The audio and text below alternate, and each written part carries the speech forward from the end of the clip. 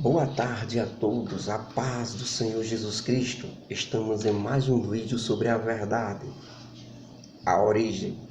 Desta vez, não é a verdade e a origem dos ensinamentos de Jesus Cristo enquanto ele esteve na terra, mas é a verdade e a origem dos ensinamentos de Jesus Cristo, ele já tendo subido aos céus. Nós terminamos em nosso último vídeo, irmãos, a bibliografia de Jesus Cristo, dos seus passos aqui na terra, de tudo aquilo que nós podemos saber, que os evangelistas, Mateus, Marcos, Lucas e João escreveram.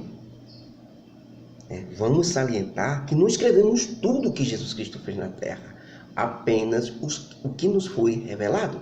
Nós estudamos desde o seu nascimento até sua morte, ressurreição e, mais importante, a ascensão aos céus. E nós ali finalizamos esta parte. E o que ficou agora na terra? A Igreja do Senhor Jesus Cristo, coluna e firmeza da verdade. Aquele organismo vivo criado por Jesus Cristo, onde as portas do inferno não prevalecerão em nenhum tempo e em nenhum momento. Onde as portas do inferno prevaleceu são aqueles que tentaram imitar a Igreja do Senhor. São as religiões, as denominações. Os homens tentaram, os homens perderam a essência da verdadeira igreja. Então criaram denominações evangélicas, denominações protestantes, religiões e tudo para tentar imitar. Mas a verdadeira igreja mantém-se segura e a porta do inferno não prevaleceu. Nós vamos ver tudo isso nesse estudo agora que nós denominamos de a verdade, a origem dos ensinamentos da Igreja do Senhor através de Jesus Cristo, inspirada por Jesus Cristo, tendo utilizado o Espírito Santo, o seu Espírito Santo. E igreja, irmãos, do grego ekanoia, eclesia, latim, através do latim eclésia, significa tirados de dentro do mundo para fora do pecado e da injustiça contra Deus, santos, purificados, regenerados. Após terminar a bibliografia de Jesus Cristo e toda a sua trajetória aqui na terra, revelada através dos 4 evangelistas, como já afirmamos, nós vamos ver agora o movimento. Como começou a igreja verdadeira? A fundação da igreja foi algo extraordinário, irmãos, porque até hoje não se explica direito nas denominações, nas religiões. Eles não explicam o que é a igreja afinal. O que é a igreja afinal? A igreja não pode ter nome. A igreja não é um templo construído. Tudo que é batizado com o nome Igreja Evangélica, Assembleia de Deus, Igreja Pentecostal, Assembleia de Deus, Igreja Batista, Igreja Presbiteriana, Igreja dos Mórmons, religião tal, tudo isso não é igreja. São organizações religiosas. A igreja não pode ser material. A igreja não pode ser uma organização. A Igreja do Senhor é um organismo vivo, porque quando Jesus Cristo disse: sobre esta pedra fundarei a minha igreja e as portas do inferno não prevalecerão contra ela, já existia a religião. Para Jesus Cristo era o judaísmo, a religião dos judeus. Então ele não criou uma religião. O cristianismo, por exemplo, foi criado pelos homens. Jesus Cristo e Deus jamais criou o cristianismo. O cristianismo é fruto e origem dos homens. Todas as mazelas e crueldades que o cristianismo cometeu no tempo e na história, que aqueles que estudam sabem, foi tudo criado pelos homens. Jesus Cristo não tem nenhuma parte no cristão e nem cristianismo. Jesus Cristo só tem comprometimento com aquilo que ele fundou, que foi a sua igreja. Aqueles que seguem os seus ensinos são a igreja, são o organismo vivo. A igreja anda, a igreja pensa, a igreja fala. Somos nós que decidimos com poucas forças, mas tentando acertar, seguir os ensinos de Jesus Cristo. Esses são a igreja. Se colocar o nome, deixa de ser igreja. O nome é igreja, eclesia. Não existe outro nome. O nome quem deu foi religiões, denominações evangélicas com CNPJ e tal. É uma organização, não é igreja não. Pare com essa história de pensar que a sua denominação é uma igreja.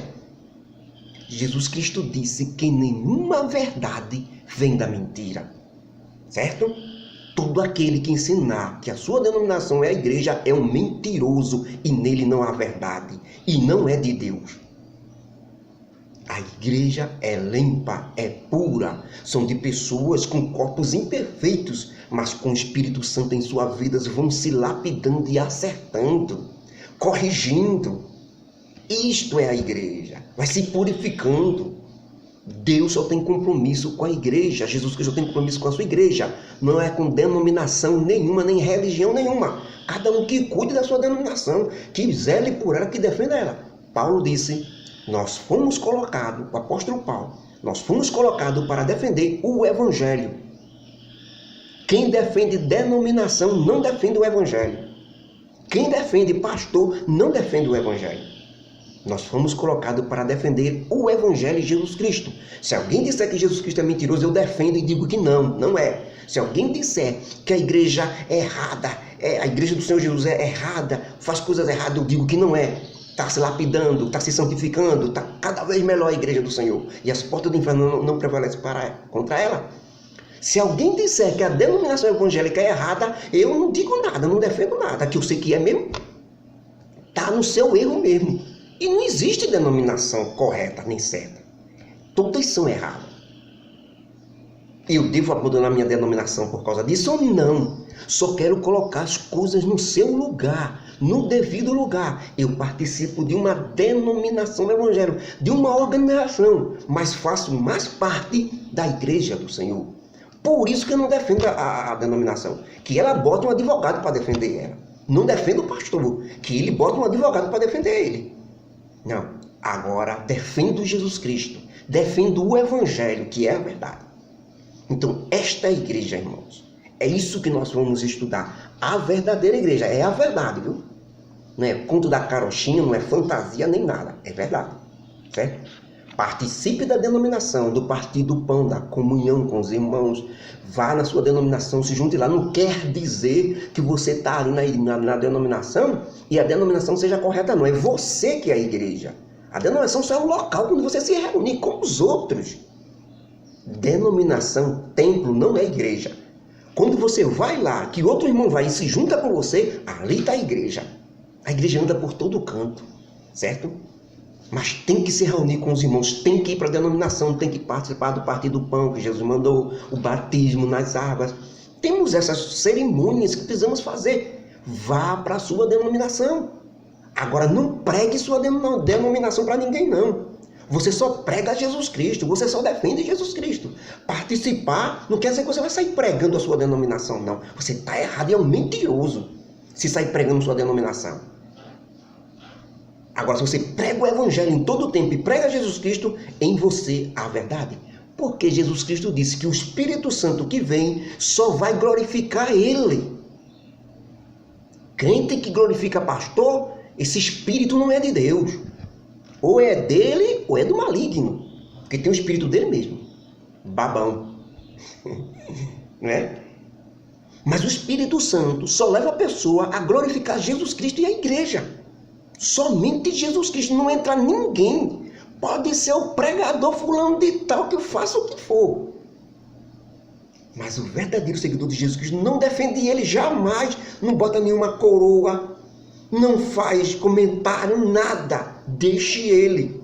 Que ele aprenda e saiba que quanto mais pregar, é mais servo ainda. É mais pequeno ainda. Que o que ele faz foi o Senhor que concedeu. Que ele não tem nada, não faz nada. Saia o Senhor da vida dele para ver o que é que ele faz. Ele se envereda dentro do buraco pelo mundo. Então nada é dele. O que é que eu vou dizer que ele faz? Nada. Toda glorificação é a Jesus Cristo. Nenhuma a seu ninguém. Honra é uma coisa. Honrar uma pessoa é uma coisa.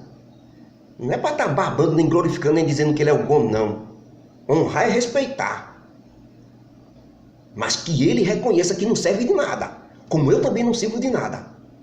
Assim, todos estarão com o mesmo sentimento de Cristo Jesus.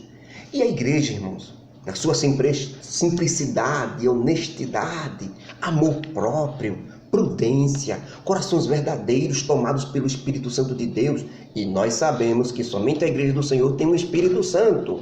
E é por esse fato que as religiões, as denominações evangélicas, as instituições religiosas e toda e qualquer organização religiosa tenta imitar a verdadeira igreja do Senhor, por causa do Espírito Santo.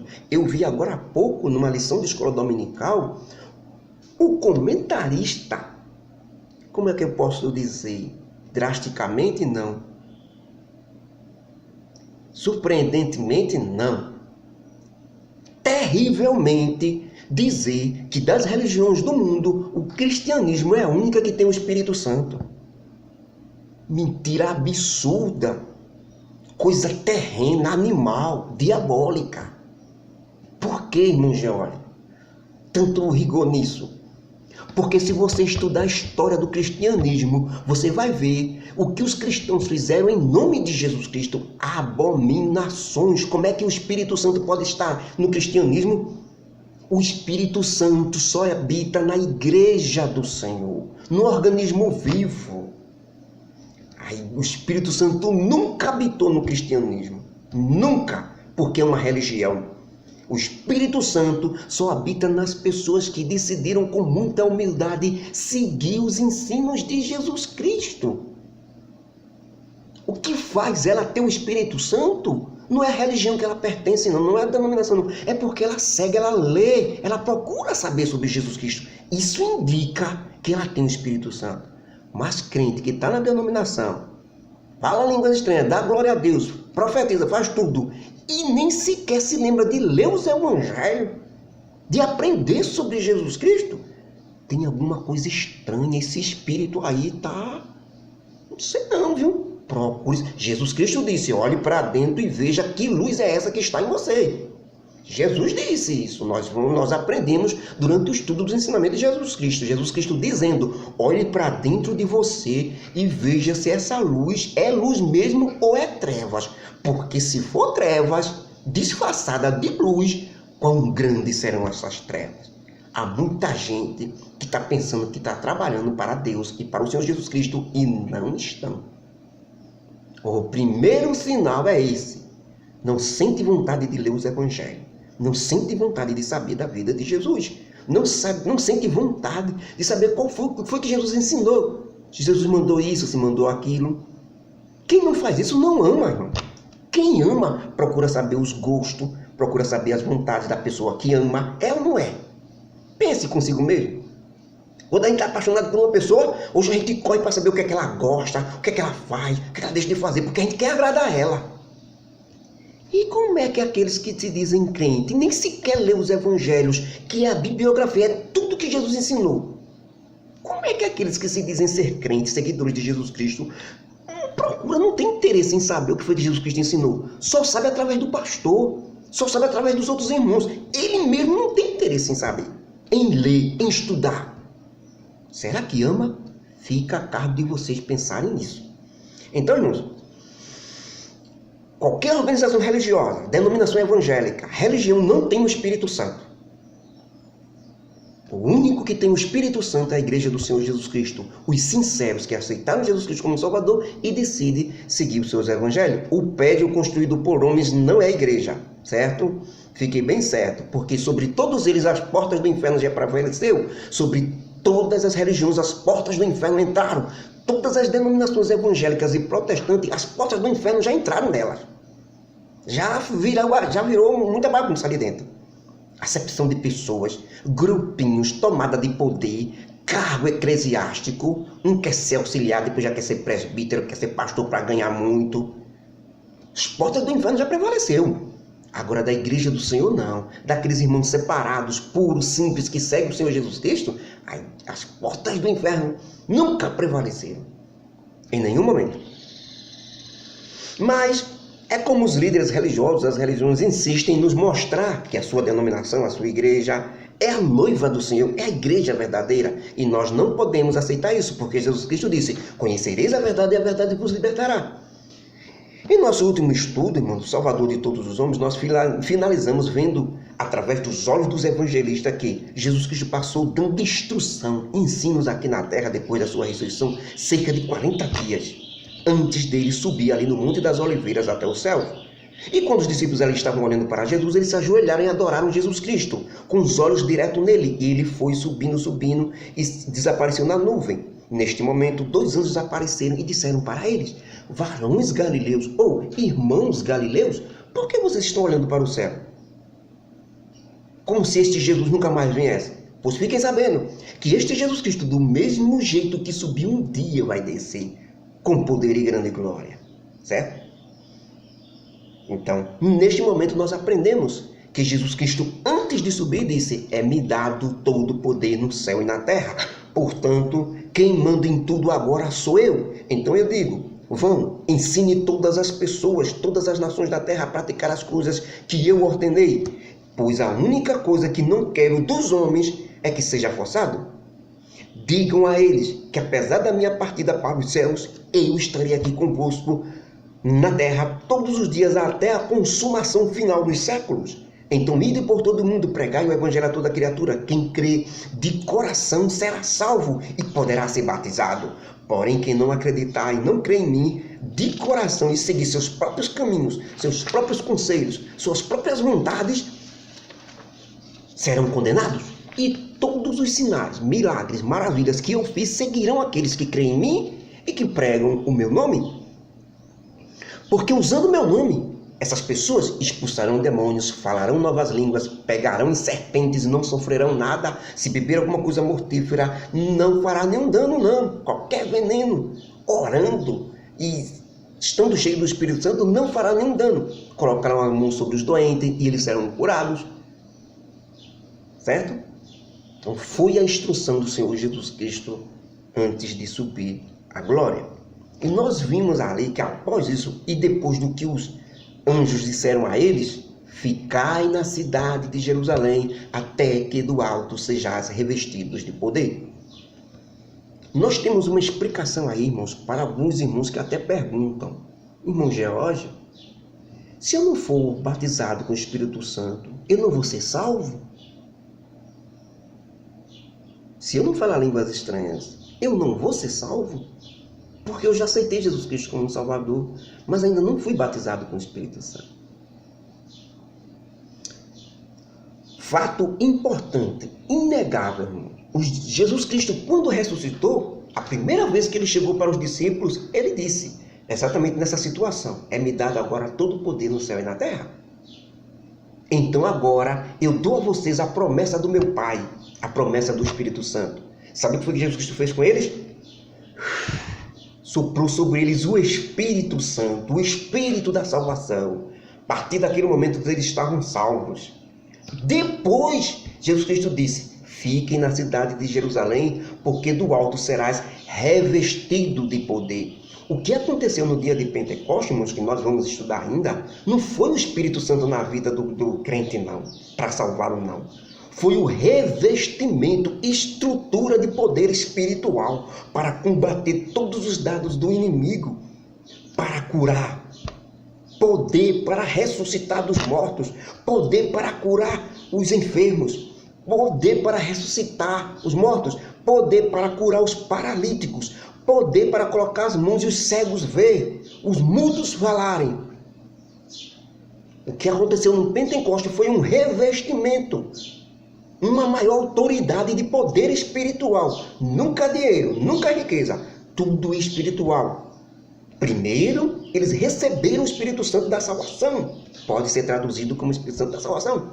Então, quando você aceita Jesus Cristo como Salvador, você já recebe o Espírito Santo, que é esse que Jesus soprou nos discípulos. Depois, no dia de Pentecostes, foi que o Espírito Santo deixou revestindo de poder, uma ação mais poderosa. Muitas vezes, você aceita Jesus Cristo como Salvador da sua vida, recebe o Espírito Santo, já está salvo, e na mesma hora é batizado, é revestido de poder. Certo?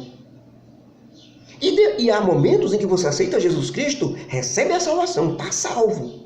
Mas passa a vida todinha com uma estrutura espiritual tão forte que não há nem necessidade de revestimento de poder. Se bem que sempre é necessário ser revestido mais e mais.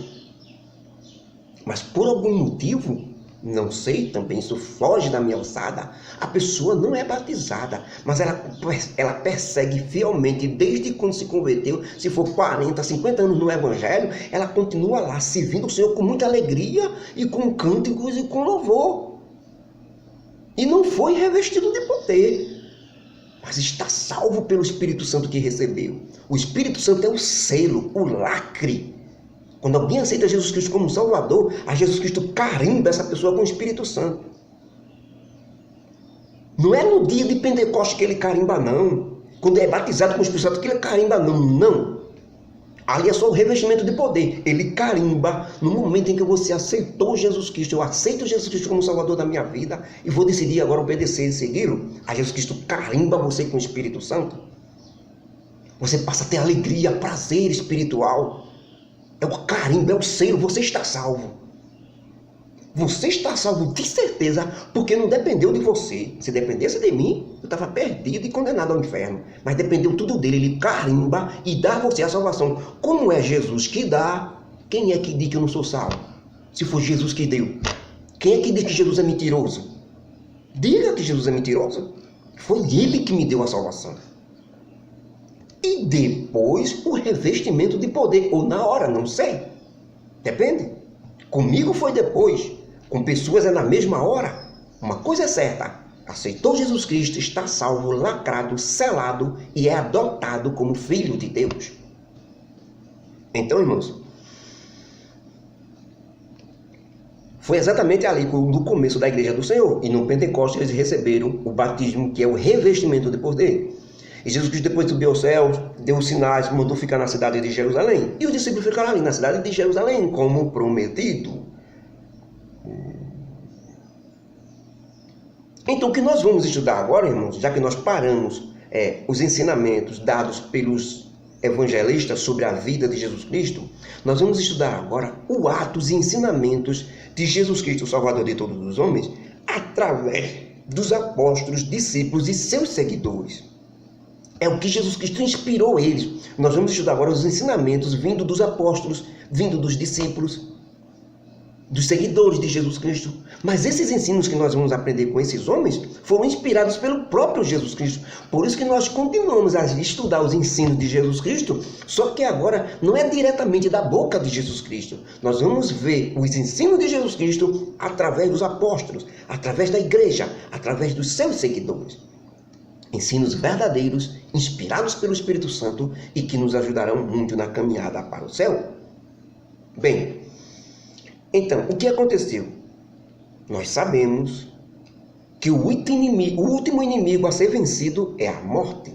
Sei que muitos dirão assim, mas não é Satanás o último inimigo a ser vencido? Não, irmão. Segundo o apóstolo Paulo, e eu particularmente concordo com ele, o último inimigo a ser vencido e destruído é realmente a morte. E isso Paulo escreveu na sua primeira carta aos Coríntios, no capítulo 15, versículo 25 e 26, quando ele diz assim: porque é necessário que Jesus Cristo reine de forma espiritual nos céus, dando ao lado de Deus, até que todos os inimigos sejam colocados debaixo de seus pés. E o último inimigo que será vencido e destruído é a morte. E finalmente, no dia do arrebatamento da igreja, nós teremos o corpo glorioso e seremos vitoriosos sobre a morte. O corpo glorioso não pode morrer. O corpo glorioso vive eternamente no arrebatamento da igreja. Esse corpo nosso, que é corruptível, será destruído. E o novo corpo será dado e nós venceremos a morte. Continuaremos no próximo vídeo a respeito dos ensinamentos da igreja do Senhor. Que Deus nos abençoe, nos guarde e nos ajude. Amém.